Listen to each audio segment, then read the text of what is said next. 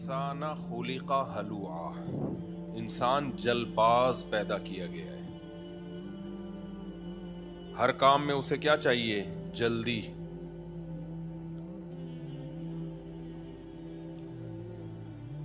جس کو ہم یوں بھی کہہ سکتے ہیں جلد بازی ہوتی ہے بے صبرے میں. بے صبری سے بھی ہم اس کو تعبیر کر سکتے ہیں کہ انسان نیچرلی کیا ہے؟ بے صبرا ہے. تبھی اس کو فوراً رزلٹ چاہیے ہوتا ہے ہر چیز میں. آپ کہہ سکتے ہیں بھائی اگر جلد بازی ہے تو بہت سے سست لوگ ہم نے دیکھے ہیں، وہ کوئی کام بھی جلدی جلدی کرتے ہی نہیں ہیں. تو اصل میں وہ بھی جلد بازی ہے ان کی طبیعت میں، تبھی کام نہیں کر رہے. انہیں پتہ ہے کام کر کے سکون ملے گا تھوڑی دیر سے، کام کیے بغیر ابھی فوری سکون مل رہا ہے، دیر والے کو ایسی کی تیسی. میں سمجھا پا رہا ہوں اپنی بات؟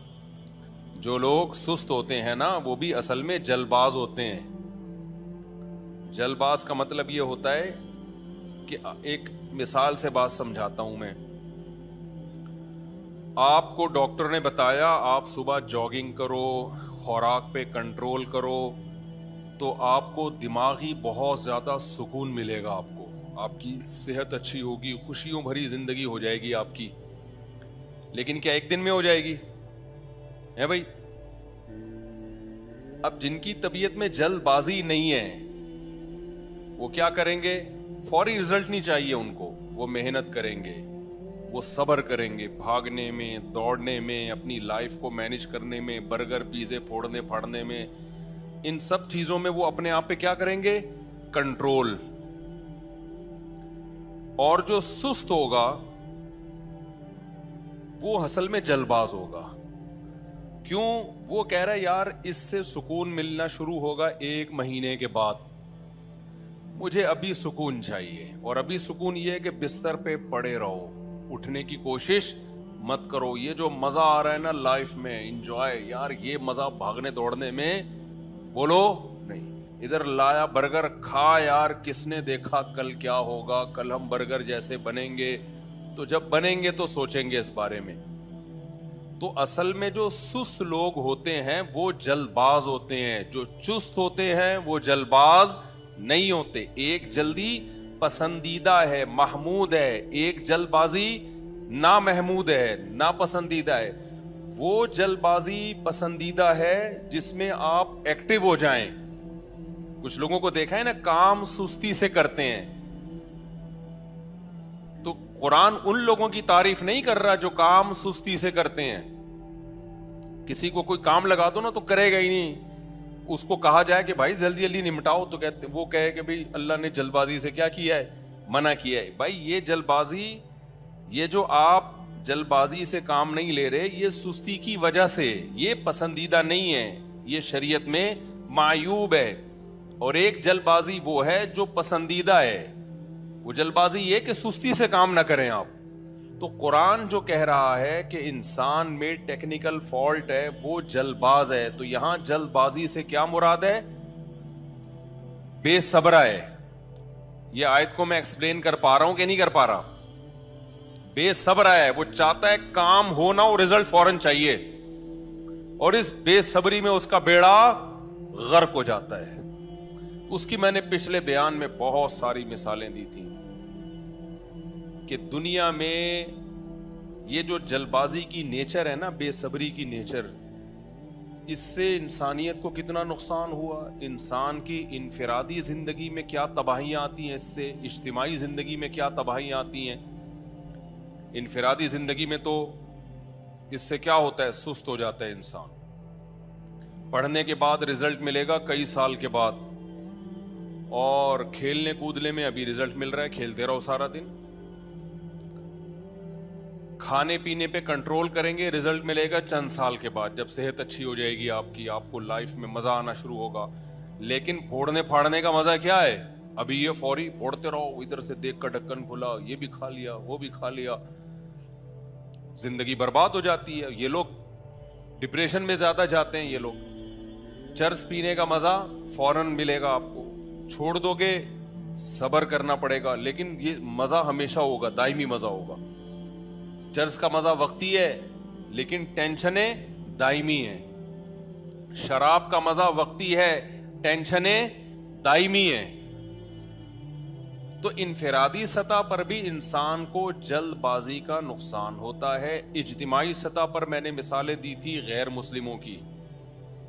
پوری دنیا پہ جو بڑی بڑی طاقتیں ظلم کر رہی ہیں، اس کے پیچھے اصل میں بے صبری کا عنصر ہی ہے. عراق کو برباد کر دیا نا بڑی بڑی طاقتوں نے. بے صبری. بھائی ہمارے اتنے اثاثے ہیں، یہ ڈبل ہو جائیں، یہ کیا ہو جائیں، ہم اور عیاشی کریں. بھائی صبر کر لو، اللہ نے تمہیں اتنی ترقی دی ہے، اتنے اللہ نے تمہیں وسائل دیے ہیں، کچھ دوسروں کو بھی کھانے دو یار. غریب کے منہ سے نوالا مت چھینو. غریب ملکوں میں اکثر جنگ جو کرواتے ہیں نا، یہ بڑی طاقتیں کرواتی ہیں. کچھ غریب ملک دنیا میں ایسے ہیں کہ ان میں سونے کی کانیں ہیں، ان میں ڈائمنڈ کی کانیں ہیں. اگر وہاں پر امن قائم ہو جائے تو وہ ملک ارب پتی بن جائیں، وہ ملک بہت ترقی کرنا شروع کر دیں. اب بڑی طاقتوں کو چاہیے تھا کوئی بات نہیں یار، ترقی کرنے دو، ہمیں بہت دیا ہے اللہ نے، ہم بھی کھا رہے ہیں تو وہ بھی کھا لیں گے تو کیا ہو جائے گا. لیکن صبر نہیں ہے کسی کو کھاتا دیکھ کے. نہیں بھائی، یہ بھوکے ننگے ہی رہیں تو زیادہ اچھا ہے، بس ان کا بھی ہم کھا لیں. تو ملکی سطح پہ دیکھا جائے، قومی سطح پہ دیکھا جائے، انفرادی سطح پہ دیکھا جائے تو سارا جو فالٹ ہے انسان میں، جس کی وجہ، جس کے سائیڈ ایفیکٹ ظاہر ہو رہے ہیں، وہ کیا ہے؟ بے صبری اور جلد بازی. اس سے ہمیں پتہ چلتا ہے بھائی کہ اپنی طبیعت میں جلد بازی نکال دو. نبی صلی اللہ علیہ وسلم نے فرمایا ایک صحابی سے کہ ان فیک خصلتین یحبہم اللہ ورسولہ. یہ بہت زبردست حدیث ہے، اس کو پلے باندھ لیں، آپ ہمیشہ کے لیے یاد کر لیں. دیکھو نبی صلی اللہ علیہ وسلم نے کسی کی منہ پہ تعریف کرنے سے منع فرمایا ہے، کیونکہ جب آپ کسی کی منہ پہ تعریف کرتے ہیں وہ چوڑا ہو جاتا ہے، اس کے اندر خود پسندی پیدا ہوتی ہے، تکبر پیدا ہوتا ہے. تھوڑے دنوں میں وہ دوسروں کو حقیر سمجھنا شروع کر دیتا ہے اور وہ یہ سمجھتا ہے کہ مجھ جیسا دنیا میں کوئی نہیں ہے. اکثر منہ پہ تعریف لوگوں کو نقصان پہنچاتی ہے.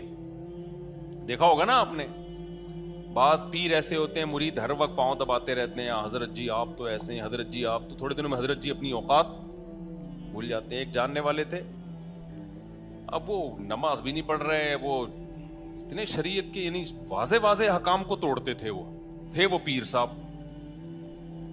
اور اہل حق کے سلسلے میں سے تھے، یہ نہیں کہ کوئی بدعتی یا کوئی گمراہ لوگ ہوں، اہل حق کے سلسلے میں سے تھے، بڑے عالم تھے اور فرض نماز نہیں پڑھ رہے بھائی، سو رہے ہیں تو سوتے ہی چلے جا رہے ہیں.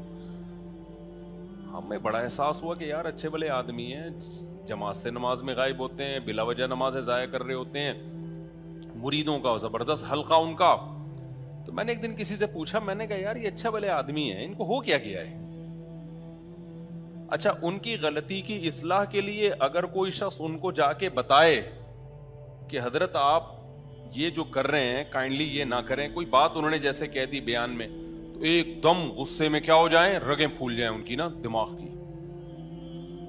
اب لوگ ان سے بات کرتے ہوئے بھی ڈریں کہ یار ان کو کوئی جیسے بیان میں کوئی غلط بات کر دی نا تو کوئی ان کو سمجھا دے کہ حضرت یہ بڑے احترام سے. نہیں، ایک دم وہ کیا ہو جاتی ہیں، ان کی غصے سے دماغ خراب ہونا شروع ہو جائے.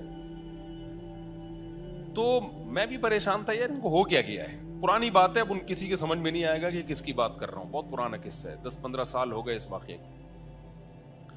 تو ایک دن کیا ہوا، انہی کے ایک جاننے والے نے کہا کہ اصل میں یہ پیر صاحب کا، بزرگ کا قصور نہیں ہے، ان کو اپنے بارے میں وہم ہو گیا ہے کہ میں بہت نیک ہوں.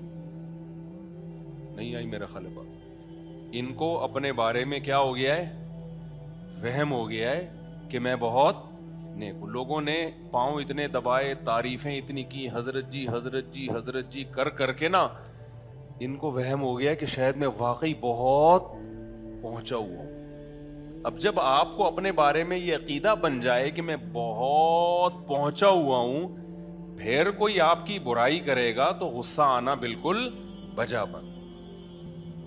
نالج ہی نہیں ہے تو ظاہر ہے پھر غصہ آئے گا نا آپ کو. تو اس کا حل یہ نہیں ہے کہ ان کو غصہ کم کرنے کے بیانات سنائے جائیں. بیٹھ جاؤ بھائی. تو اس کا حل یہ نہیں ہے کہ ان کو یہ بتایا جائے کہ غصہ اسلام میں حرام ہے. ان کا فالٹ یہ نہیں ہے کہ ان کو غصہ جلدی آتا ہے. نا نا نا نا. بعض لوگوں بھی بیماری ہوتی ہے, غصے کے مریض ہوتے ہیں, یا غصہ ان کو جلدی آتا ہے, وہ ایک اس کا علاج الگ ہے. ان کا ٹیکنیکل فالٹ یہ ہے کہ یہ اپنے بارے میں سمجھ بیٹھے ہیں کہ میں کیا ہوں, میں بہت. تو ہم میں سے بہت سے لوگ یہ اپنے بارے میں سمجھنے لگتے ہیں. تو اس کا حل یہ ہے کہ جس وجہ سے یہ سمجھ رہے ہیں نا کہ میں نیک ہوں, جس دلیل سے یہ سمجھ رہے ہیں کہ میں بہت نیک ہوں, تو یہ ثابت کر دیا جائے کہ یہ دلیل ہے نہیں. دیکھو کہیں آپ کا مناظرہ ہو رہا ہو, بحث ہو رہی ہو, اگلا حدیث پیش کر رہا ہے کہ یہ دلیل ہے, دیکھو اس سے یہ مسئلہ ثابت ہوتا ہے, تو آپ حدیث کا انکار تو نہیں کرو گے نا. حدیث تو دلیل ہے, لیکن آپ یہ ثابت کر دو کہ بھئی یہ ضعیف حدیث ہے, یہ حدیث کیا ہے, ضعیف ہے. تو اس کا استدلال کیا ہو جائے گا, خود بخود کمزور. کسی نے دلیل میں گواہ کو پیش کیا دعوی کو ثابت کرنے کے لیے, تو آپ کیا کرو گے, یہ ثابت کر دو کہ بھئی یہ گواہ جھوٹے ہیں, ان کے بارے میں پبلک کی رپورٹیں صحیح نہیں ہیں. تو اب اس کی دلیل کیا ہو جائے گی, جب دلیل کالعدم ہو جائے گی تو دعویٰ خود بخود کالعدم ہو جائے گا. تو بعض دفعہ انسان کو, میں یہ اس لیے بتا رہا ہوں کہ ہم اور آپ بھی اس میں مبتلا ہو سکتے ہیں, کسی کی غیبت مقصد نہیں ہے, آپ کو ویسے بھی کیا پتا کس کی بات ہو رہی ہے, ہم اور آپ میں بھی اس مرض میں آ سکتے ہیں. لوگ تعریف کرتے ہیں دلیل, ہمیں اپنے بارے میں, ہم وہ جو بزرگ سمجھ رہے تھے نا اپنے آپ کو میں بہت نیک ہوں, وہ کس دلیل کی بیس پہ سمجھ رہے تھے کہ میرے اتنے سارے مریدین ہیں, سب مجھ سے دم کرواتے ہیں, سب مجھے دعاؤں کا کہتے ہیں, سب میری جوتے اٹھا کے بغل میں رکھ کے گھوم رہے ہوتے ہیں, مجھے ننگے پاؤں کوئی نہیں جانے دیتا, اپنی چپلیں میرے آگے کر دیتے ہیں, اور مجھے فلاں بزرگ سے خلافت بھی ملی ہوئی ہے, فلاں بزرگ نے مجھ پہ اعتماد بھی کیا ہوا ہے, اور مجھے فلاں دن خواب آیا تھا, اس میں نبی صلی اللہ علیہ وسلم نے بڑی خوشخبری دی تھی, دھمکی دی تھی مجھے, اور ایک دن میں سویا تو مجھے خوشبو آنا شروع ہو گئی اچانک کمرے میں. اس قسم کے واقعات ہوتے ہیں لوگوں کے ساتھ. تو ایک دن میں نے دیکھا ایک بزرگ آئے میں سفید لباس میں, وہ مسکرا رہے ہیں مجھے دیکھ کے. تو ان واقعات سے انسان کو اپنے بارے میں وہم ہونے لگتا ہے کہ یار واقعی میں کیا ہوں, بزرگ ہوں. تو ایسے آدمی کا, اور پھر اس میں کوئی عیب نکالے گا کہ حضرت کبھی جماعت سے بھی نماز پڑھ لیا کریں, ٹھیک ہے نا, حضرت آپ اتنے دن یا کہیں سفر میں ہوں, کہیں گئے ہوئے ہوں, تو سمجھ میں آتا ہے. آپ جو ہے, یا اگر کوئی عذر ہے تو بتا دیں, عذر کسی کے ساتھ بھی ہو سکتا ہے, بھائی میں اصل جماعت سے نماز نہیں پڑھتا, مجھے بیماری ہے, فلاں کچھ بھی ہے. تو ایک دم آپ کو غصہ کیوں آ جاتا ہے؟ تو غصہ آنا اس کی علامت ہے وہ جو بندے کی میں پوری نا ڈیٹیل بتا رہا ہوں, جس نے کہا تھا نا اصل میں ان کو وہم ہو گیا کہ یہ کیا ہے, یہ نیک ہیں. تو یہ ہم میں سے کسی کو بھی وہم ہو سکتا ہے, خوب سمجھ لو, بڑا خطرناک بیماری یہی ہے.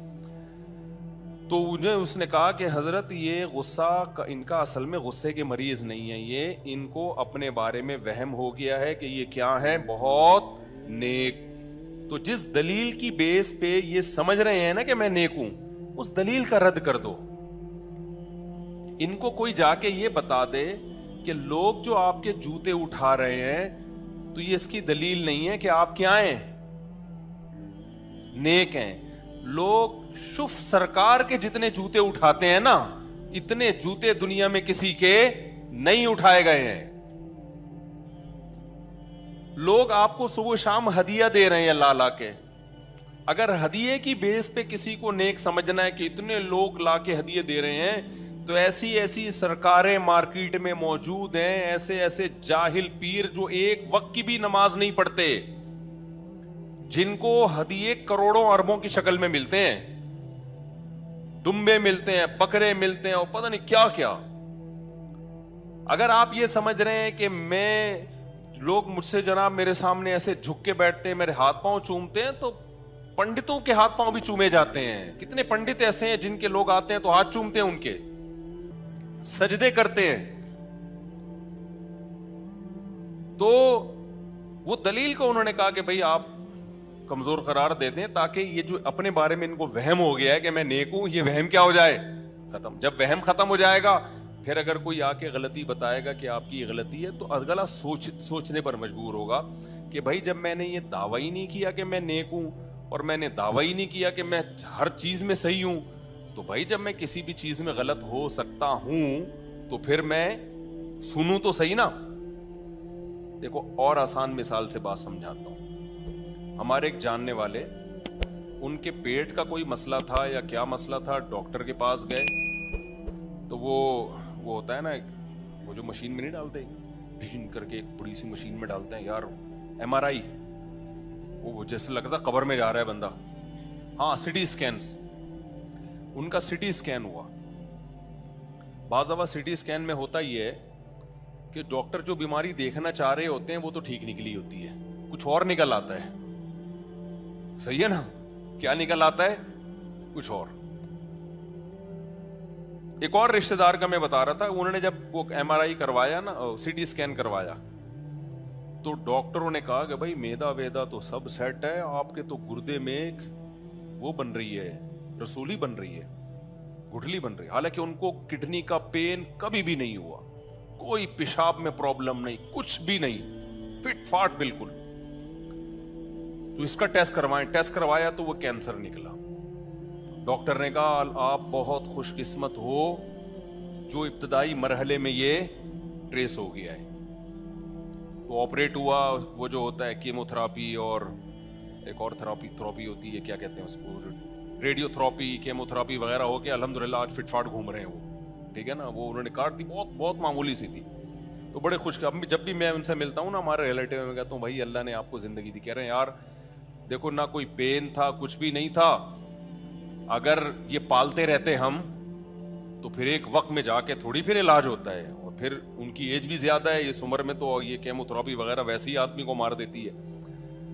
اب مجھے ایک بات بتاؤ، ڈاکٹر نے جب ان کو کہا کہ آپ کے گردے میں ایک تھوڑی سی رسولی ہے، کچھ کینسر کا خطرہ ہے، آپ ٹیسٹ کروائیں، وہ کہتے ہیں نہیں میں بالکل کیا ہوں، ٹھیک، کیونکہ ٹھیک آدمی کی علامت یہ ہے کہ دوڑ سکتا ہے، میں دوڑ سکتا ہوں، ٹھیک آدمی کی علامت یہ جو کھائے اس کو ہضم ہوگا، میں جو کھاتا ہوں مجھے ہضم ہوتا ہے، ٹھیک آدمی کی علامت یہ ہے کہ بھائی جو ہے میں صحیح سن سکتا ہوں، میں صحیح دیکھ سکتا ہوں، وہ جاب بھی کرتے ہیں، میں جاتا ہوں شام کو واپس آتا ہوں، ٹائم پہ مجھے نیند آتی ہے، ٹائم پہ میری آنکھ کھلتی ہے، صحیح پراپر پیاس لگتی ہے، صحیح پراپر بھوک لگتی ہے، تو میں کوئی میڈیسن بھی نہیں لے رہا، تو ٹھیک انسان کی ساری علامتیں چونکہ مجھ میں پائی جاتی ہیں، اس کا مطلب میں کیا ہوں، ٹھیک، لہذا میں یہ ٹیسٹ نہیں کراؤں۔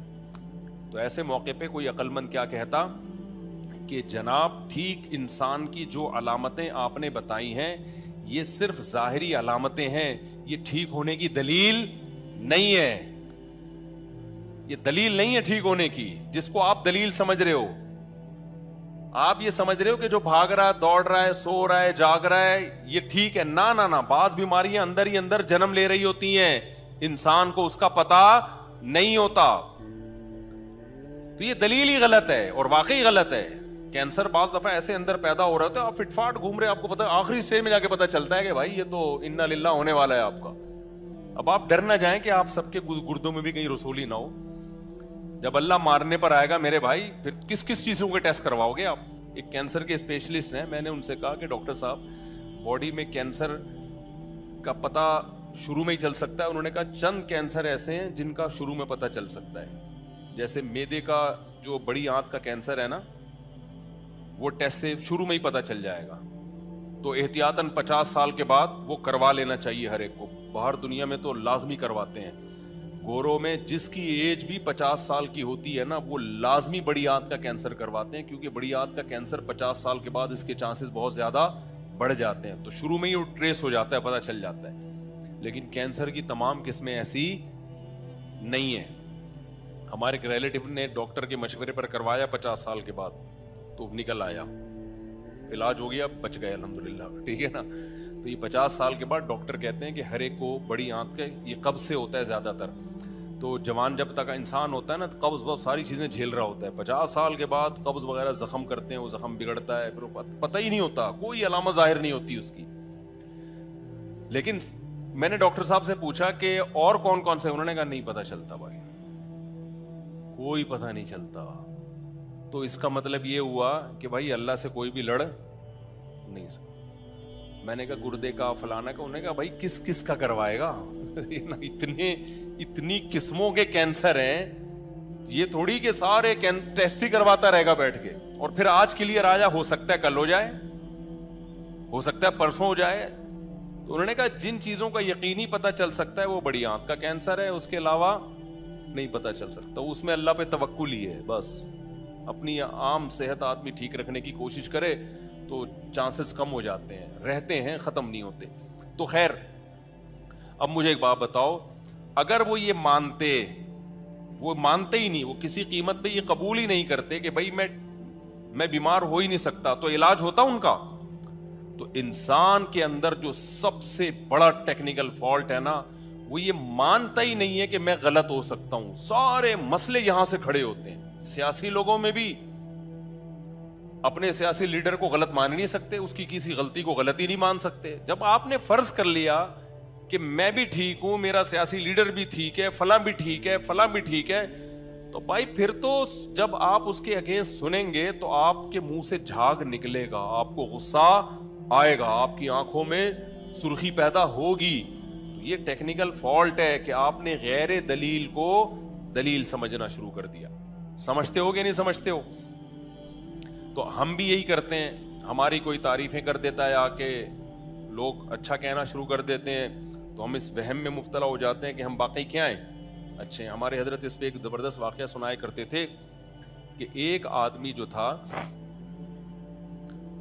گاؤں میں کہیں ملازمت کے لیے دوسرے گاؤں گیا ہوا تھا, تو کسی نے اس کو آ کے بتایا کہ تیری بیوی بیوہ ہو گئی ہے اور تو یہاں بیٹھا ہوا ہے. اس نے کہا یار میں جب زندہ ہوں تو میری بیوی بیوہ کیسے ہو گئی ہے؟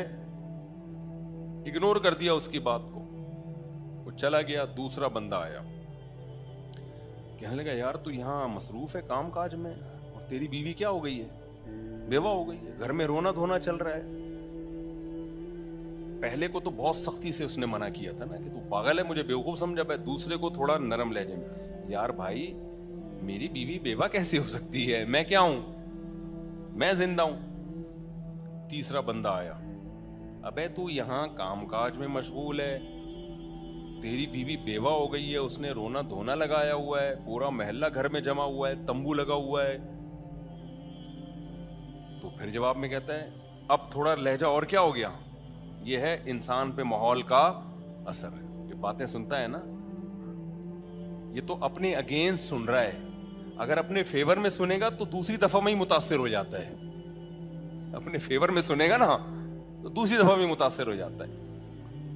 تو جب اس کو تیسری دفعہ کا, چوتھی دفعہ کا, آہستہ آہستہ نا نرمی آ رہی ہے.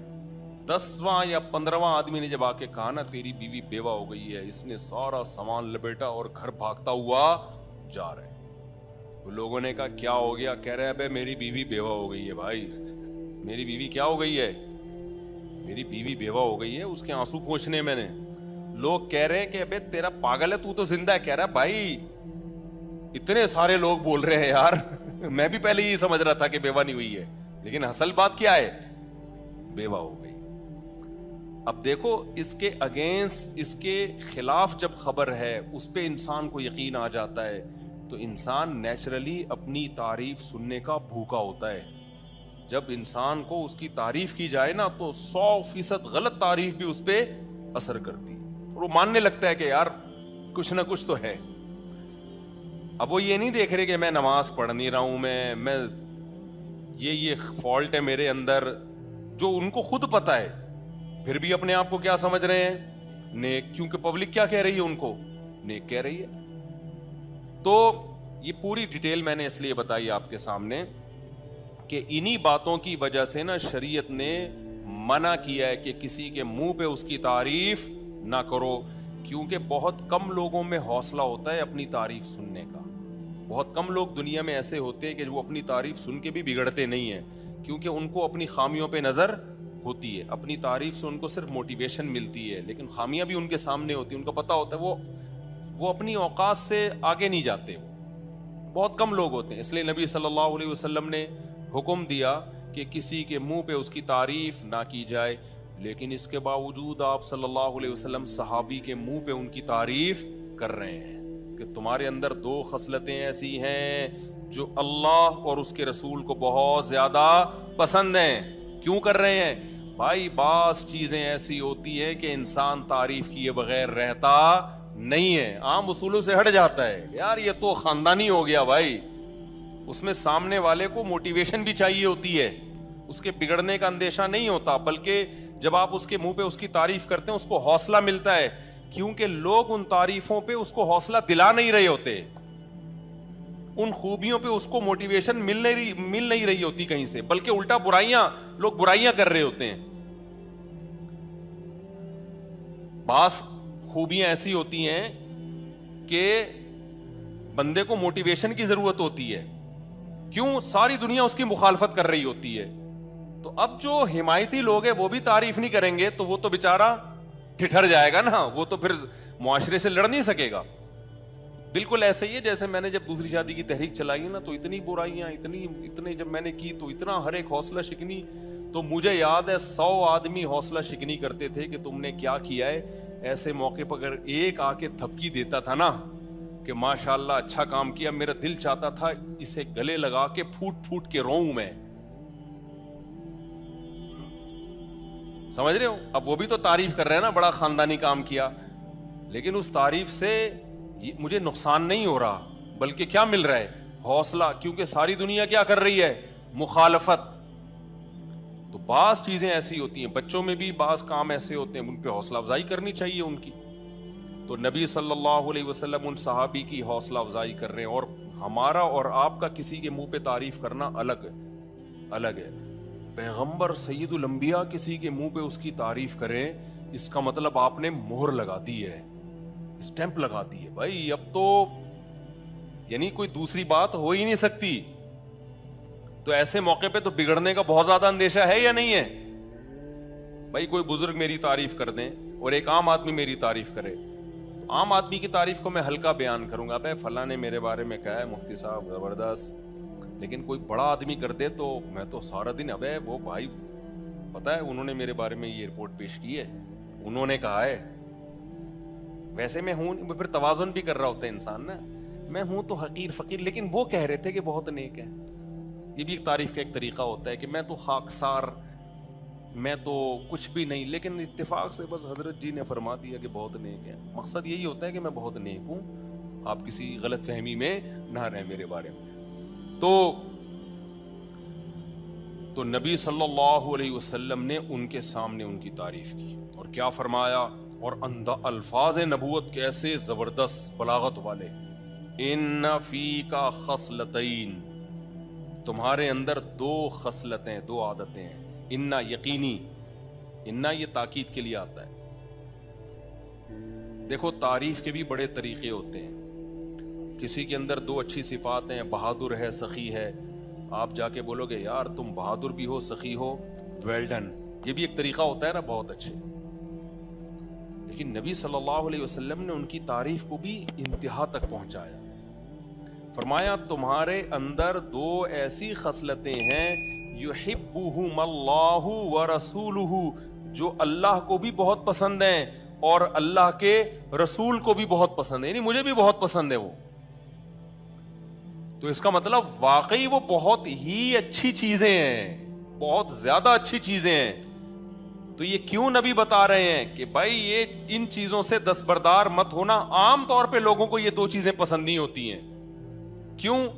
یہ دونوں چیزیں, خصلتیں جلد بازی کے خلاف ہیں, اور پبلک کو جلد بازی پسند ہوتی ہے, افراتفری پسند ہوتی ہے, ہلڑ بازی پسند ہوتی ہے, فوراً فیصلے کرو, فوراً, یہ سٹائل ہوتا ہے پبلک کا. وہ کیا خصلتیں آپ نے فرمایا؟ الحلم والاناہ. حلم کہتے ہیں بردباری, برداشت, ایک دم ایکسائٹڈ نہیں ہو جاتے, ایک دم جذباتی نہیں ہو جاتے, بردباری. ہماری عادت کیا ہے, کوئی شخص آ کے بات کرے گا, ایک دم ہماری رگیں, ہماری رائے کے خلاف جائے گا نا تو ایک دم ہماری رگیں پھولنا شروع. گستاخیوں کے فتوے تو پاکستان میں ہول سیل کے حساب سے لگ رہے ہیں. کچھ دن پہلے مجھے کسی نے کہا کہ بھائی اللہ کا نام اس گلاس پہ لکھا ہوا ہے, اللہ نہیں لکھا ہوا تھا. جیسے اللہ کے صفاتی نام ہے نا, جیسے اللہ کے صفاتی ناموں میں حلیم بھی ہے اور کریم بھی ہے, ستار بھی ہے, غفار بھی ہے. تو انہوں نے کہا یار یہ کمپنی نے نا, کمپنی کا نام فرض کرو الغفار کمپنی تھا, فرض کر لو, تو یہ تو اللہ کا نام لکھا ہوا ہے, یہ گلاس نیچے گرے گا, پاؤں میں آئے گا, اس سے بے ادبی ہوگی, آپ اس کے خلاف بیان دیں. میں نے کہا خدا کا واسطہ, اللہ کا واسطہ معاف کر دو یار, کیوں اسلام کا مذاق اڑوا رہے ہو اتنا لمبا. اب میں فوراً ان کی بات سن کے جذباتی ہو جاتا, یار الغفار تو کس کا نام ہے؟ اللہ کا نام. اور غفار کمپنی بالفرض ہوتی اس کی ایسی کی تیسی کر دیتا. اس کے سائیڈ افیکٹ کتنے ہونے تھے بھائی. اگر غفار کمپنی کا گلاس زمین پہ گرنے سے اللہ کے نام کی بے ادبی ہو رہی ہے, تو غفار صاحب کو تو تھپڑ مارنا اسلام میں حرام ہو گیا. پھر جو سچی مچی کا غفار ہے اس کو تو گالی دینا بھی, وہ جو مرضی کرتا پھرے, آپ نے کہنا نہیں غفار بہت نیک ہے, وہ الو کا پٹھا ہو ہی نہیں سکتا, کیونکہ غفار کس کا نام ہے. اور غفار کو آپ نے بول دیا الو کا پٹھا, وہ کہے گا یہیں کہیں آپ نے لکھ دیا بھائی غفار تو 2 نمبر ہے. اس نے توہین کا کیس بنا دیا, بھائی غفار اللہ کا نام ہے اور اس نے کہا غفار کیا ہے 2 نمبر. تو ہم کیا تعویل کریں گے بھائی, اللہ کو نہیں کہا, یہ جو بندہ ہے نا غفار اس کو بولا ہے. تو کمپنی بھی بولے گی ہم نے اللہ کے نام کو نہیں گرایا, وہ جو کمپنی کا نام ہے وہ زمین پہ آ رہا ہے, وہ زمین پہ آ رہا ہے. الکریم بیکری کچھ بھی لکھا ہوا ہے. اب میں آ کے کہہ رہا ہوں الکریم والوں نے فراڈ کیا, میں نہیں کہہ رہا یہ فراڈ, ایسا نہ ہو کوئی کلپ نکلا دے کہ یار الکریم کی گستاخی.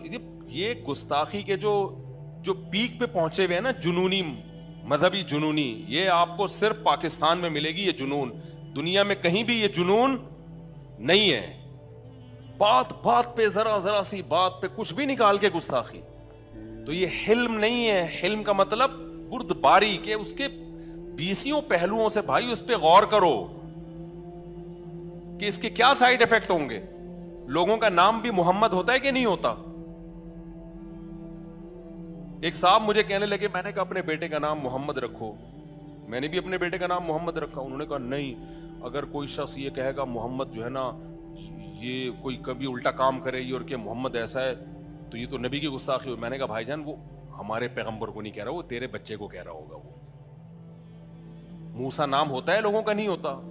تو اگر وہ غلط کریں گے, موسیٰ کو, جو موسیٰ نام کے لوگ ہوتے ہیں پھانسی کی سزائیں بھی سنائی گئی ہیں بہت سے لوگوں کو. اب جج نے کہا کہ یہ جو موسیٰ ہے, یہ والا موسیٰ جو انڈا موڑ پہ رہتا ہے, عدالت پھانسی پہ لٹکنے کا حکم دیتی ہے. آپ نے کہا موسیٰ, یہ تو توہین ہو گئی موسیٰ.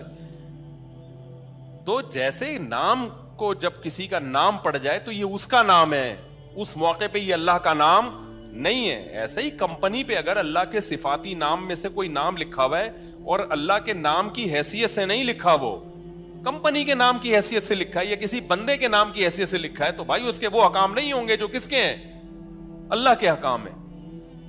کتنے لوگوں پہ اس طرح توہین کے کیس ہوئے ہیں کہ اسٹیکر پہ کچھ لکھا ہوا تھا, کچھ بھی لکھا ہوا تھا نا, وہ آپ نے کسی کے گھر پہ باہر جا کے اسٹیکر لگا دیا, پمفلٹ لگا دیا, اس کا نیا کلر ہوا ہے, اس نے دیکھا میرے مکان کی ایسی کی تیسی ہو گئی, اس نے جا کے وہ پمفلٹ پھاڑ, اس نے تھوڑی پڑھتا کہ اس کو اندر کیا لکھا ہوا ہے. وہ کہیں نیچے گرا ہے, کہیں پانی میں, اس پہ کہیں نبی کا نام لکھا ہوا تھا, تو کیس کر دیا اس کو کہ توہین رسالت کا. اور کیس میں پتہ ہے کیا ہوتا ہے ایسے موقع پہ, ایس ایچ او بھی ایف آئی آر کاٹنے پر مجبور ہے. اس کو پتا ہے میں نے ایف آئی آر نہیں کاٹی تو یہ کٹے نہ کٹے میں پہلے کٹوں گا. یہ اوریجنل واقعات بتا رہا ہوں آپ کو میں. S H O F I R کاٹنے پر مجبور. وہ بندہ جس نے ساری زندگی نبی صلی اللہ علیہ وسلم کے نام کا احترام کیا, ساری زندگی وہ ناموس رسالت پہ ڈٹا رہا, وہی توہین رسالت کے کیس میں کہاں جا رہا ہوتا ہے, جیل کے اندر جا رہا ہوتا ہے. S H O F I R کاٹے گا لازمی, پھر کیس جائے گا جج کے پاس. تو جب جج کے پاس کیس جاتا ہے نا, باہر اتنا کراؤڈ عدالت کے باہر کھڑا ہوتا ہے, کیونکہ پروپیگنڈا کر کے نا لوگوں کو کہ اس نے توہین کیا, دیکھو اللہ کے نام کو زمین پہ, اللہ کے نبی کے نام کو اس نے زمین پہ ڈالا. اس کی کوئی نیت نہیں ہوتی, دور دور کا کوئی ارادہ نہیں ہوتا اس بیچارے کا. وہ صرف اس بیس پہ اس نے پمفلٹ پھاڑا ہے کہ میری دیوار کیا کر رہے ہیں, یہ لوگ خراب کر رہے ہیں. تو جب جج کے پاس کیس جائے گا تو جج کو پتا ہے کہ میں نے اگر اس کیس میں اس کو بری قرار دے دیا تو لوگ اس کو بھول جائیں گے, یہ سارا مجمع کس پہ چڑھے گا؟ میرے اوپر. دو بے گناہ لوگوں کو نا اس طرح جیل کے, جو یہ تو میں نے براہ راست وکیل سے سنا ہے, یہ وکیل کا نام میں ہائی لائٹ نہیں کر سکتا. وکیل کہہ رہا ہے, جو مجرم کا وکیل ہے نا, جو مجرم نہیں تھا یعنی جس پہ الزام لگا تھا, اس کا وکیل کہہ رہا ہے مجھے پتا ہے کہ میرا جو موکل ہے وہ بے گناہ ہے, لیکن میں نے اپنی گردن بچانے کے لیے اس کو جیل بھجوا دیا, کیونکہ باہر اتنا کراؤڈ نا, کورٹ کے باہر لوگ کہہ رہے ہیں اگر یہ بچ گیا نا تو تجھے نہیں چھوڑیں گے, ہم وکیل کو نہیں چھوڑیں گے. تو یہ حلم بردباری ہے؟ بولو, یہ من حیث القوم اجلت بازی ہے. وہ جو قرآن کہہ رہا ہے نا کہ ان الانسان خلق ہلوعا, جل باز ہے, تو قوم بھی جل باز, اور انفرادی طور پر بھی ہم کیا ہیں؟ جل باز. کوئی نہیں دیکھ رہے, کوئی سینس استعمال نہیں کر رہے, اور اسی جل بازی پہ لیبل کیا لگا ہوا ہے؟ عشق رسول کا. یہ اور بڑا جرم کہ جو غلط کام کر رہے ہو آپ. ہمارے نبی کیا جل باز تھے؟ اگر جل باز ہوتے تو صلح حدیبیہ میں کافروں کی شرائط مانتے کیا آپ؟ آپ صلی اللہ علیہ وسلم کے علم میں یہ تھا کہ ابھی کافروں کی شرائط ماننے میں وقتی نقصان ہے ہمارا, فیوچر کس کو, فیوچر میں فیور اس کا کس کو ملے گا؟ ہمیں ملے گا. کوئی بات نہیں, دب کے ان کی شرائط قبول کر لی آپ نے. دبنے کا مطلب یہ ہے کہ ظاہری طور پر دب, یعنی ظاہری طور پر تو ایسا لگ رہا تھا کہ صحابہ دب کے شرائط قبول کر رہے ہیں, لیکن انجام کس کے حق میں بہتر ہونے والا تھا؟ مسلمانوں کے حق میں. تو کئی بے گناہ لوگ اس چکر میں اندر پھنسے ہوئے ہیں, جو داڑیاں ہیں ان کی, نماز پڑھتے تھے, لیکن کسی نے بھی اپنی ڈھرک نکالنی ہو. آپ یار ابھی کا اس ہفتے کا واقعہ بتاؤں میں, 3-4 دن پہلے ایک ٹریفک پولیس والا آیا وردی میں, یہی صحن کی بات ہے, اسی مسجد میں, کہتا ہے میرے بھائی کو توہین رسالت کے کیس میں اندر کر دیا ہے. رو رہا تھا وہ, کہہ رہے اس سے خدا کی قسم توہین نہیں کی ہے اس نے, ذو معنی الفاظ اس کی زبان سے نکلے ہیں, کسی نے اپنی دشمنی نکالی, وہ معافیاں مانگ رہا ہے, چیخ رہا ہے کہ اللہ کی قسم میں نبی کا گستاخ نہیں ہوں. بھائی ہر آدمی کو بولنا نہیں آتا کہ کس وقت کیا بولنا ہے. کہہ رہے اس کو اٹھا کے اندر کر دیا, کسی پنجاب کے کسی گاؤں کا کیس بتا رہا, ابھی اسی ہفتے کی بات ہے. یہیں آیا ٹریفک, وہ وردی میں ہی تھا نا, ایسا بوکھلایا ہوا. میں نے کہا کہ میں قانونی طور پر جو مجھ سے ہو سکا میں آپ کے ساتھ تعاون کروں گا. وکیلوں کا بتا دیا اس کو, یہی کر سکتے ہیں اور کیا کر سکتے ہیں. تو ایک ہو تو آدمی کرے بھی نا اس کی مدد, ایک ہو تو آدمی اس کی مدد کرے. تو ہر جگہ آپ نے جس سے ٹھڑک نکالنی ہے کچھ بھی لگا دو اس کو. تو قومی سطح پہ بھی حلم کسے کہتے ہیں؟ بردباری, برداشت. ہم یہ نہیں کہہ رہے کہ لوگوں کو اجازت دے دو کہ نبی کی توہین کریں, نا نا نا نا نا بھائی, توہین کا دعویٰ کرنے میں آپ جلد بازی مت کریں. اگلے کو ایکسپلینیشن کا موقع دیں, آپ اس کو موقع تو دیں کہ کیا بولنا چاہ رہا تھا, منہ سے کیا نکل گیا. ہمیں حدیث میں اس کی مثالیں ملتی ہیں کہ ایک شخص کلمہ کفر نہیں بولنا چاہ رہا تھا, منہ سے کلمہ کفر نکلا, لیکن اس کو مہلت دی گئی ہے. حدیث میں اس کی مثالیں ہیں. ایک مثال تو اس وقت فوری طور پہ میرے ذہن میں ہے. نبی صلی اللہ علیہ وسلم نے فرمایا پچھلی امتوں میں ایک شخص کا جانور گم ہو گیا. مثال دی نبی نے نا کہ ایک شخص جو ہے, اللہ کو توبہ اتنی پسند ہے کہ جیسے کوئی شخص ریگستان میں ہو, اس کا اونٹ اور ساز و سامان گم ہو جائے اور وہ موت کے انتظار میں لیٹ جائے, موت کے انتظار میں لیٹ جائے, اور آنکھ لگ گئے اسی اسنا میں. جب آنکھ کھلی ہے تو اس نے دیکھا کہ اس کا اونٹ اور سب کچھ اس کے سامنے, تو کتنا خوش ہوگا نا. تو اللہ کے نبی نے فرمایا اسی طرح جب کوئی بندہ توبہ کرتا ہے تو اللہ اس سے بھی زیادہ خوش ہوتے ہیں. اس حدیث میں آخر میں ہے کہ وہ بندہ اتنا خوش ہوا کہ اس نے کہا اے اللہ تو میرا بندہ اور میں تیرا خدا. ٹھیک ہے, یہ کلمہ کفر ہے یا نہیں ہے؟ لیکن آپ صلی اللہ علیہ وسلم نے غصے سے نہیں یہ بات فرمائی کہ وہ بندہ کہہ رہا ہے اللہ تو میرا بندہ اور میں تیرا خدا. آپ نے فرمایا اخطأ من شدت الفرح, اتنا خوش ہوا تھا کہ خوشی میں اس کو پتہ ہی نہیں کہ میں زبان سے کیا نکال رہا ہوں. یہاں لوگ کہتے ہیں نہیں اس کو پتا ہونا چاہیے میں زبان سے کیا نکال رہا ہوں. بھائی بعض دفعہ نہیں پتا ہوتا انسان کو کہ میں زبان سے کیا نکال رہا ہوں. اس کو جلد بازی میں کوئی بات ہوئی ہے اس کو موقع تو دو. اور یہ لوگ خود جب ان کی زبانیں لڑکھڑاتی ہیں نا پھر چوڑے میں آتے ہیں. جو دوسروں کے ساتھ کر رہے ہوتے ہیں وہی ان کے ساتھ ہوتا ہے, وہی ان کے ساتھ ہونا شروع ہو جاتا ہے. تو اخطأ من شدت الفرح, نبی نے یہ جاگتی حالت میں اس نے کیا. یہ نبی جو مثال دے رہے ہیں نا جاگتی حالت کی. اسی طرح ہم کہتے ہیں جو اشرف علی رسول اللہ والا کلمہ پڑھانے کا جو منجن آج کل جہلم والی سرکار نکال رہی ہے نا, وہاں بھی ہے کہ اس کو خواب میں آیا لا الہ الا اللہ اشرف علی رسول اللہ. تو انجینئر کہتا ہے کہ جاگتی حالت میں بھی, واقعی جاگتی حالت میں بھی اس نے پڑھا ہے. لیکن کیسے پڑھا ہے؟ کہہ رہے میری خواب سے آنکھ کھلی ہے تو میری زبان پہ غیر اختیاری طور پہ یہ کلمہ آ رہا ہو, کیونکہ خواب میں یہ دیکھ رہا ہے نا. تو جاگتی حالت میں بھی یہ کلمہ اس کی زبان سے جاری ہوا اور گھبرا رہے کہ یہ ہو کیا رہا ہے. اس کا مطلب وہ جان بوجھ کر یہ کلمہ زبان سے نہیں دہرا رہا تھا. تو بھائی جب ایک چیز اختیار میں نہیں ہے تو اس پہ نہ فتوے لگتے ہیں نہ اس کو برا بلا کہا جاتا ہے بلکہ اس کی تعویل کی جاتی ہے. جیسے یہ جو شخص تھا جس کی نبی صلی اللہ علیہ وسلم نے مثال دی ہے, اس نے تو اشرف علی رسول اللہ والے کلمے سے بھی زیادہ بڑا جرم کیا تھا. اس نے تو کہا اللہ تو میرا بندہ میں تیرا خدا. یہ تو اور کیونکہ ختم نبوت کا انکار بھی جرم ہے, لیکن اللہ کو اپنا بندہ کہہ دیتے نا, اس سے بڑا جرم تو دنیا میں کوئی ہو نہیں سکتا. اور جاگتی حالت میں کہے ہیں, لیکن آپ نے کیا فرمایا؟ خوشی کی شدت میں کیا ہو گیا؟ زبان سے یہ الفاظ. کیا مطلب؟ اختیار سے نہیں. تو جس شخص نے جاگتی حالت میں اشرفی رسول اللہ پڑھا ہے نا, اس کے آپ پورا پیج پڑھیں اس کی سوانے کا, وہ کہہ رہا ہے میں نے جان کر یہ کلمے نہیں پڑھے ہیں, غیر اختیاری میری زبان سے جاری ہوا ہے. کیونکہ جو آدمی خواب میں جو چیز دیکھ رہا ہوتا ہے وہی کیا آ جاتی ہے اس کی زبان پہ, اور گھبرا بھی رہا ہے. اگر اپنے اختیار سے اس نے پڑھا ہوتا تو گھبراتا کیوں؟ وہ آ کے ان کو بتاتا کیوں کہ حضرت یہ کیا ہوا میرے ساتھ؟ انہوں نے اس کی تعویل کی. لیکن انجینئر علی مرزا کو 4 سال سے ہم یہ بات سمجھا رہے ہیں اور اس کمبخت کو سمجھ میں بھی آ رہی ہے, سمجھ میں بھی آ رہی ہے, لیکن رجوع نہیں کر رہا کیونکہ انتہائی ڈھیٹ آدمی ہے. ڈھیٹ نہیں, بے شرم آدمی ہے, انتہائی بے شرم انسان ہے. اور ایک مولوی صاحب ہیں پنجاب کے, میرے ذہن سے ان کا نام نکل گیا, انہوں نے انجینئر کی وہ کلپ چلائے ہیں کہ جب اس کے بابے سے ایسی غلطیاں ہوئی ہیں تو کیسی تعویلات کی کر رہا ہے. اس کے بابے سے بھی غلطیاں ہوئی ہیں جن کو اپنا بابا مانتا ہے, تو پھر دیکھو کیسا گھماتا ہے بات کو. تو اس میں میں انشاءاللہ بھی کلپ ریکارڈ کرواؤں گا, یہ تو پھر بیچ میں بات آ گئی. تو خیر, تو اب کیا ہے الحلم والانا جو ہے نا, حلم کسے کہتے ہیں؟ بردباری. تو قوم میں بردباری بولو نہیں ہے.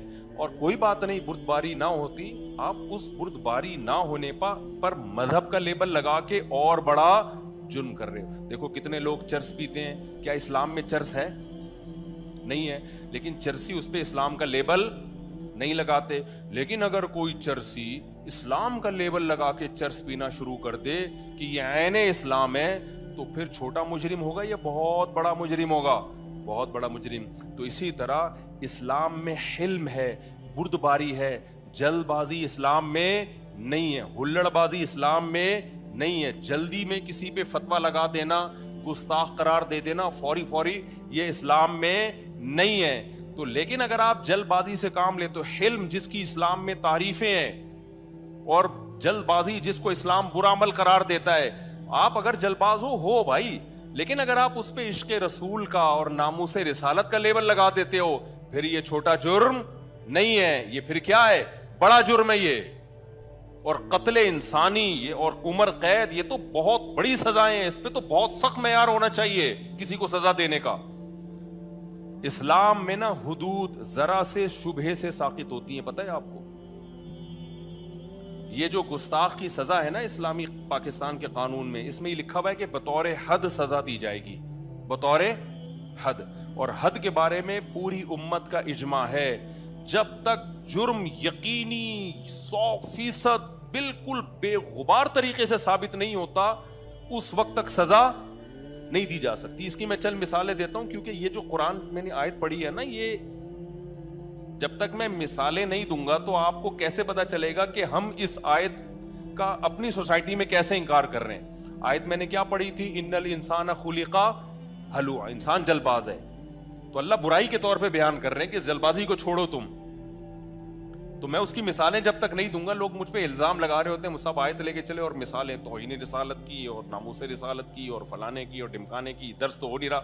اور بھائی اس آیت کو بیان کرنے کا کیا فائدہ جس کو آپ سوسائٹی پہ اس کا امپلیمنٹ ہی نہیں کر رہے, آپ بتا ہی نہیں رہے سوسائٹی کو کہ کیسے ہم اس آیت کی دھجیاں اڑاتے ہیں. یہ تو پھر وہی خطبہ ہو گیا جو عرب ملکوں میں ہوتا ہے کہ لا کے پکڑا دیا اور خبرنامے کی طرح بیان کر دیا. سب عرب ملکوں میں نہیں ہوتا, بہت سارے ملکوں میں ہوتا ہے کہ آپ کو حکومت ایک پکڑا دیتی ہے, بس یہ آیتیں پڑھیں, ترجمہ کریں اور پتلی گلی سے نکلیں. آپ کو اس سے کیا لوگوں کو فائدہ ہوگا؟ اصل تو یہی ہے نا اس آیت کے جو ہماری سوسائٹی میں کس طرح سے قرآن کے ان احکام کی دھجیاں. قرآن تو آپ کو اخلاقیات بہت زبردست سکھاتا ہے. ہم تو قرآن کے صرف نماز روزے کو لے کے بیٹھے ہوئے ہیں, اخلاقیات کا پورا باب, معاملات کا پورا باب, نکاح طلاق کے حکام اور خرید و فروخت کے حکام اور کیا کیا انسان کے اندر اخلاقی صفات ہونی چاہیے. یہ تو پورا قرآن کا ایک بہترین چیپٹر ہے. یہ اگر مذہبی لوگوں میں ہی نہیں ہوگا تو بھی بہت برا ہے, اور مذہبی لوگوں میں نہ ہو اور اس نہ ہونے پہ لیبل لگا دیں اسلام کا, پھر تو بہت ہی زیادہ برا ہے. نہیں آ رہی میرا خیال ہے بات سمجھ میں؟ بہت مشکل ہے میرے بھائی, بہت مشکل. وہی ہو گیا گلاس پہ الغفار لکھا ہوا ہے, ان کا نام کچھ اور تھا لیکن وہ نیٹ کے صاحب مجھے کہہ رہے ہیں صاحب اس کے خلاف بیان دیں. الغفار کمپنی کا نام کچھ اور تھا, لیکن اصل کمپنی کا نام نہیں لینا چاہتا نا, ایسا نہ اسی کمپنی کی واٹ لگا دیں لوگ جا کے. تو وہ گر گیا تو اب کیا ہوگا؟ توہین ہوگی اللہ کے نام کے. میں نے کہا بھائی کریم بھی نام ہوتا ہے بس, اور رحیم بھی بہت سے لوگوں کا نام ہوتا ہے, کمپنیوں کے نام بھی رحیم ہوتے ہیں, کریم ہوتے ہیں, کیا کیا کرو گے بھائی؟ تو کریم تو فراڈ کر ہی نہیں سکتا. لوگ کہیں گے یہ کریم فراڈی, اللہ کا نام ہے کریم, اس کا احترام کرو. بھائی ہم کریم صاحب جو ہیں وہ ان کی بات کر رہے ہیں. جب اللہ کے نام کے جیسے حلیم وہی ہے, لوگوں نے شوشہ چھوڑ دیا تھا کہ حلیم کو حلیم نہ کہو, دلیم کہو. ایک صاحب نے کہا آپ دلیم کھاتے ہو, میں نے کہا یہ کیا ہوتا ہے؟ کہہ رہے ہیں حلیم کو دلیم. میں نے کہا ہم حلیم کو حلیم ہی بولتے ہیں بھائی, جو ہے وہی بولیں گے. کہہ رہے نہیں حلیم اللہ کا نام ہے. میں نے کہا جب حلیم کو حلیم کہا جاتا ہے اس وقت کسی کا بھی ذہن اس طرف نہیں جاتا کہ یہ کس کا نام ہے؟ اللہ کا نام ہے. جیسے موسیٰ کا لفظ عربی میں اس طرح کو بولتے ہیں بلیڈ کو, جس سے حلق کرتے ہیں نا, عربی میں موسیٰ کسے کہتے ہیں؟ بلیڈ کو کہتے ہیں. اب تمام فقہا لکھتے آئے ہیں کہ حاجی کو چاہیے کہ وہ موسیٰ استعمال کرے. اب آپ کو تو اس لیے تعجب ہو رہا ہے یہ لفظ سن کے کہ آپ نے کبھی بلیڈ کے معنی میں استعمال کیا نہیں, اس لیے آپ کا فوراً ذہن حضرت موسیٰ علیہ السلام کی طرف جا رہا ہے.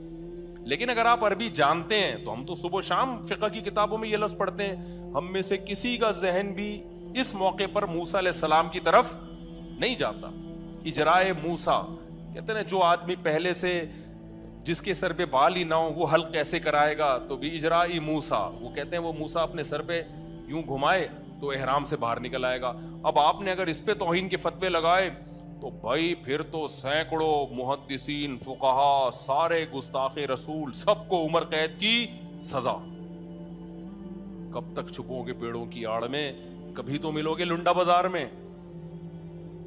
تو عالم وہ ہوتا ہے جو فتویٰ دینے سے پہلے اس کے تمام پہلوؤں پہ غور کرے. گستاخی کا اچھا ایک اور بات آ گئی ہے, آج کل ڈاکوؤں کی تصویریں لوگ فیس بک پہ ڈال رہے ہیں. بھائی یہ کام چھوڑ دو. بے گناہ لوگوں کی تصویریں بھی ڈال دیتے ہیں. تصویر بہت دفعہ جب تک کسی انسان کو نہ دیکھا جائے نا اس وقت تک اس کی شکل انسان کے ذہن میں نہیں بیٹھتی ہے. آپ نے ڈاکو کی تصویر ڈال دی, آپ کو 100 دفعہ تھوڑی کوئی تصویر دیکھا. اس جیسے بیسیوں لوگ ہیں, بہت سے لوگ اس جیسے لگ رہے ہوتے ہیں, کوئی بھی اپنا غصہ نکال سکتا ہے.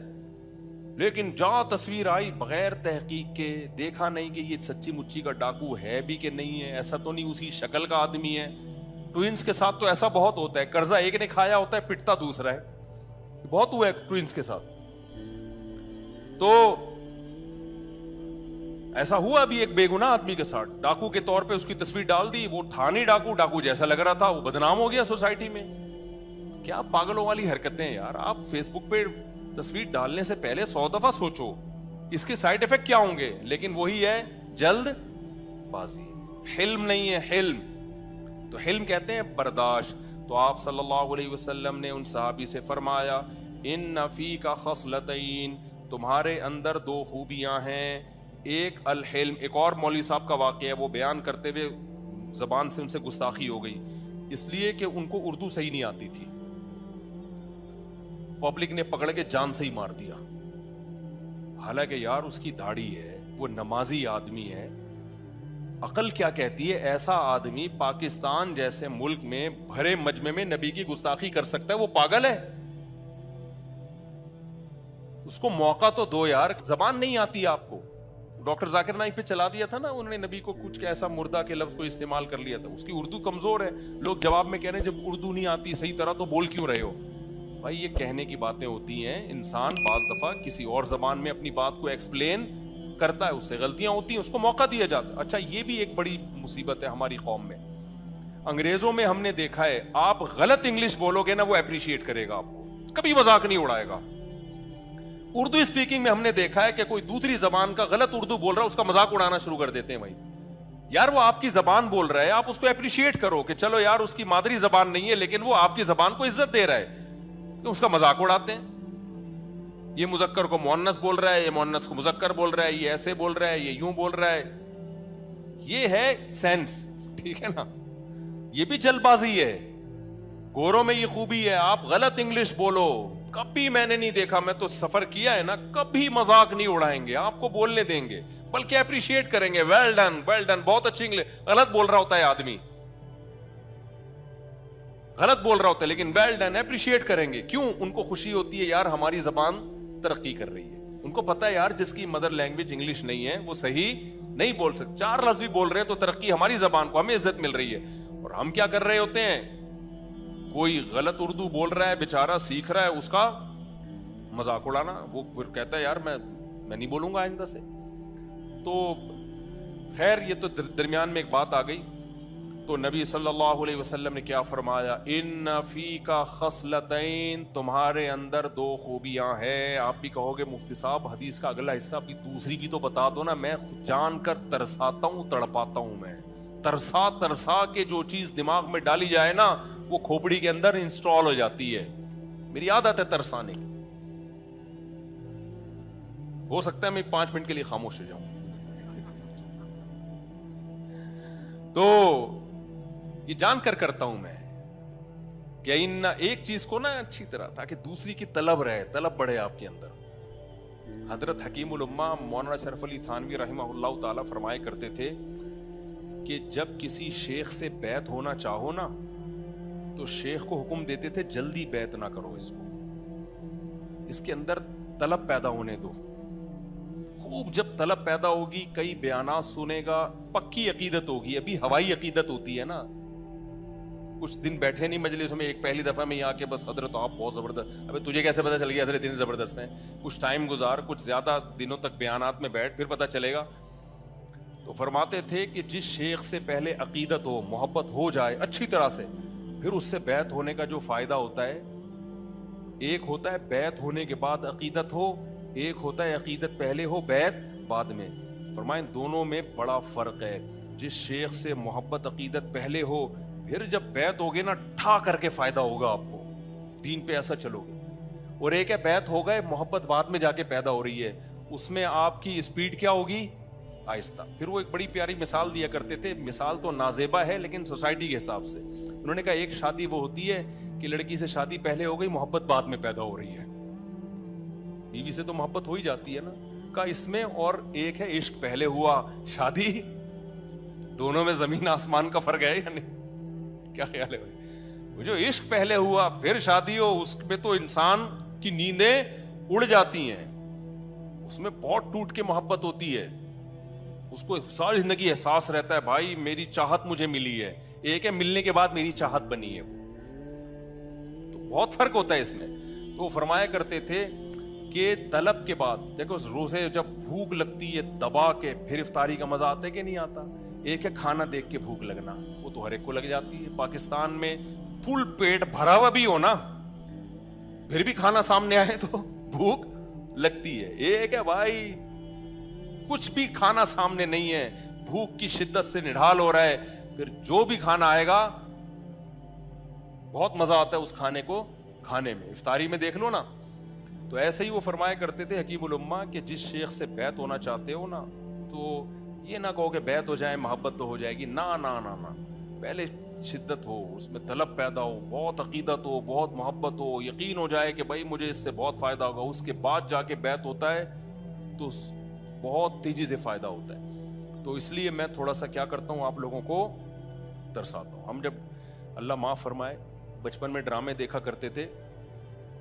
ہمارے گھر میں تو ٹی وی تھا نہیں اڑوس پڑوس میں, اور وہ ڈرامے بھی اس زمانے کے بڑے سلیقے کے ہوتے تھے. خیر ڈرامے دیکھنا جائز نہیں ہے, میں بھی تبھی کہہ رہا ہوں بچپن میں دیکھا کرتے تھے.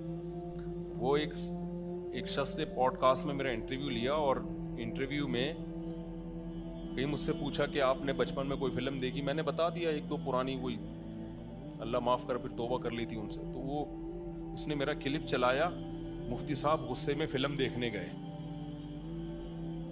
ابے میں نے کہا یہ کیا لگا ہے. پھر خیر اندر بیان وہ نہیں تھا, لیکن یہ یوٹیوبر بھی عجیب ہی ہوتے ہیں یار. تو کیا کہہ رہا تھا میں, ہاں تو ڈرامے جو آتے تھے نا پرانے زمانے میں, تو اس میں پتہ ہے کیا کرتے تھے وہ. ایک آتا تھا شاہین, بہت پہلے کی بات ہے. اس میں ایک کیریکٹر تھا بدر بن مغیرہ, جو بڑا ایک مسلم ہیرو گزرا ہے. تو وہ بدر بن مغیرہ جو ہے نا, ڈرامے کا اینڈ ایسے کرتے تھے کہ انسان کا دل حلق میں آ جائے کہ اب کیا ہوا. اس سے وہ اس میں پیاس ہوتی تھی اگلی قسط دیکھنے کی. تو اب بدر بن مغیرہ بڑا ہینڈسم اسمارٹ تھا, ہیرو تھا, وہ مسلم جیسے یہ ارطغرل کو لوگوں نے بنایا ہوا ہے.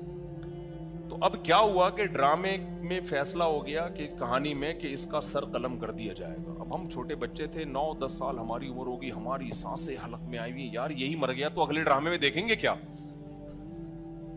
ہماری تو محبتیں اس کے ساتھ ہیں. تو ہم بیٹھے ہوئے منتیں مان رہے ہیں, یا اللہ اس کو بچا لے, یا اللہ اس کو بچا لے. بچپن میں ڈرامے دیکھنے کا مزہ بھی بہت ہوتا تھا نا, وہ پورا انسان اس میں گھس جاتا تھا ڈرامے کے اندر نا, وہ سمجھتا تھا سچی مچی میں ایسا ہی ہو رہا ہے. تو اس میں یہ تھا کہ فیصلہ کیا گیا کہ اس کے سر قلم کر دیا جائے. تو بالکل ڈرامے کے اینڈ میں نا اس کو پھانسی والا, وہ قتل والا ڈریس پہنایا گیا, اس کو زمین پہ لٹایا گیا, اس کا سر رکھا گیا ایک لکڑی پہ نا خاص, اور پھر وہ تلوار لے کے نا جلاد نے یوں اٹھائی اور ایسے لے کے ابھی قریب آیا ڈرامہ اینڈ. اگر 40 سال کے ہوتے نا ہم ہارٹ اٹیک سے مر چکے ہوتے. اب ہم مصیبت میں, ابے کیا ہوا, کٹی گردن کے نہیں کٹی یار. اس چکر میں ایک ہفتہ انتظار کر رہے ہیں, پورا دماغ کہاں لگا ہوا ہے اگلی کہانی کی طرف کہ یار ہوا کیا, کہ مرا کہ نہیں مرا. تو وہ نفسیات سے کھیلتے ہیں نا, ان کو پتا ہے اگر ابھی کاٹ دی گردن, بالفرض کاٹ دی, تو یہ اگلا ڈرامہ دیکھیں گے نہیں کاٹی تو بھی کہیں گے شاید دیکھ لے کوئی نہ دیکھے.